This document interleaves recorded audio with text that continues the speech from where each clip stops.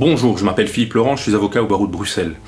Avec mon confrère Claude Anglebert, nous vous invitons à participer au premier module Legia consacré aux questions de propriété intellectuelle liées au développement et à l'exploitation de l'intelligence artificielle.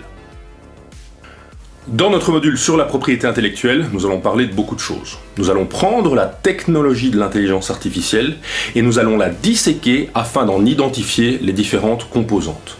Suite à cela, nous allons appliquer les règles de propriété intellectuelle à ces composantes.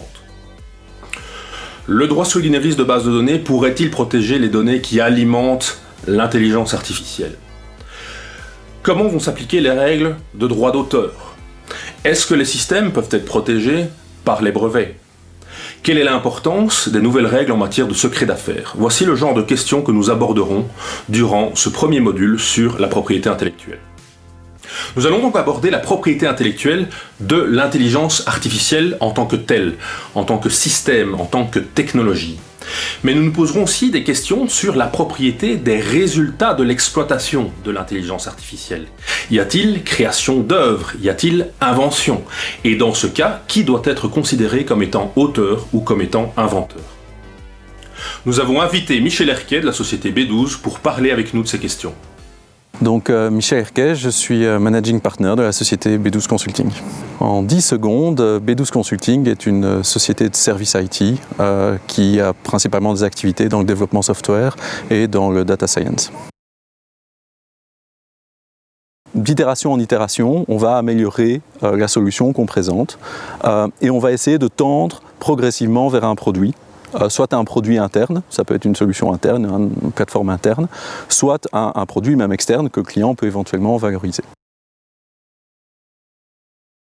Alors du hardware, je dirais que la réponse classique aujourd'hui, c'est que quasiment tout le monde utilise des ressources cloud, quasiment exclusivement. Il y a une exception à ça, c'est que de plus en plus en deep learning, donc dans une sous-branche du machine learning qui est particulièrement intensive en calcul, on utilise des GPU, voire des TPU, et ce sont des hardware qui sont, notamment les GPU, très chers dans le cloud. Essentiellement parce qu'ils servent aussi à miner des bitcoins, enfin des crypto-monnaies. Et donc de ce point de vue-là, ils sont surpricés dans le cloud. Et donc on a nous-mêmes acheté des GPU parce que ça coûte moins cher d'acheter des GPU de gamers et de faire de l'entraînement dessus plutôt que de les louer chez Amazon. Voilà.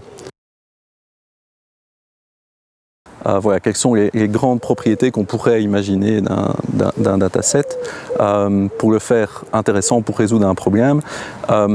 D'abord, il faut qu'il y ait de l'information. Et donc, il faut distinguer données et informations. On peut avoir beaucoup de données et très peu d'informations. Par exemple, on peut imaginer, je sais pas moi, 1 terabyte de 1 et aucun 0. C'est 1 terabyte de données, mais c'est 0 information, ou presque, en tout cas 1 bit d'information. Et donc c'est pas très intéressant. On a parfois affaire à des grandes quantités de données dans lesquelles finalement il y a relativement peu d'informations, parce qu'il y a peu de variabilité, il y a peu de relevance pour un problème spécifique.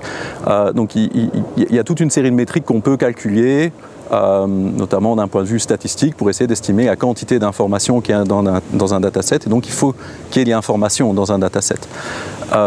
Et puis il faut que cette information puisse être connectée au problème et que cette connexion puisse être faite dans un objectif toujours d'universalité ou de généralisabilité. Après ce premier module consacré à la propriété intellectuelle, 2 autres modules de ce masterclass seront quant à eux consacrés d'abord à la protection des données à caractère personnel, puis à la responsabilité en matière d'intelligence artificielle.